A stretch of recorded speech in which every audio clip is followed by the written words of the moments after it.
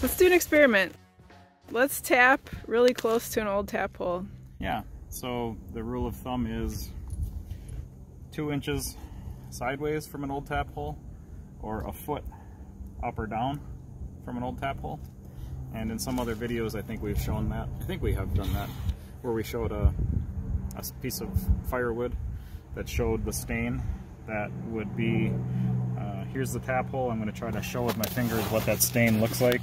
It is kind of a diamond shape, starting narrow here, getting wide at the tap hole, and then diamonding back down is how you can see it in the wood. So I think maybe we'll just tap right here. So we know we're in that stained area of the wood. Yeah, we should be in that stained area because this is a very straight tree. I don't see why that stained area would be necessarily twisted very much, but let's just see, because the theory is that if you tap in that area, you're tapping into, I don't want to say dead wood because it's healing, so it's not dead wood, but it's a stained dark wood that supposedly doesn't carry sap. So let's just do it and see if any sap comes out, because we're tapping today on the 8th of March and all of the trees are running. I mean, people around us have been tapping for 2 weeks already, or collecting sap for 2 weeks already. So it's running like crazy. Every tap hole we drilled so far has been running. So if this one doesn't run, I guess that solidifies the theory that you can't get sap out of that area. Let's do it. Tap hole is right here.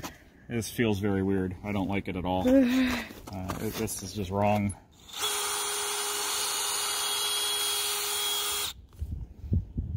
And the wood is very dry compared to the other trees that we've tapped of it. Yeah, and it is dry. There's all the other ones we tapped, sap was just running down, and there is a little bit of moisture coming out of there now.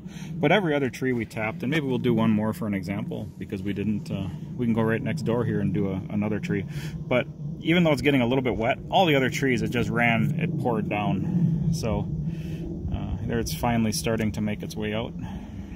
To prove the theory, we'll tap another tree in a proper area. Angela and I have been tapping this forest where we live now. This is the 3rd year that we've lived here, so the trees are pretty fresh yet. There's not a lot of tap holes. We had to look to find the previous 2 tap holes in that one.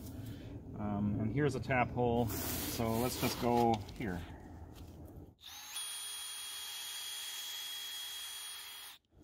Here you can see the sap's already pouring out.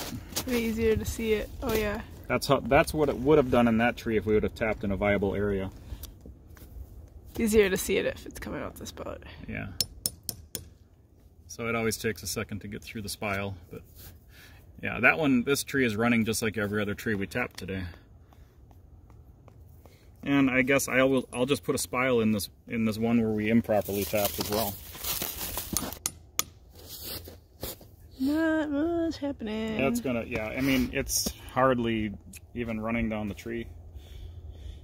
So it's going to take a long time for it to come out of there. And that's the first time I've ever purposely tapped a tree in the wrong spot. So it did solidify the well-known fact that you can't get sap out of that area.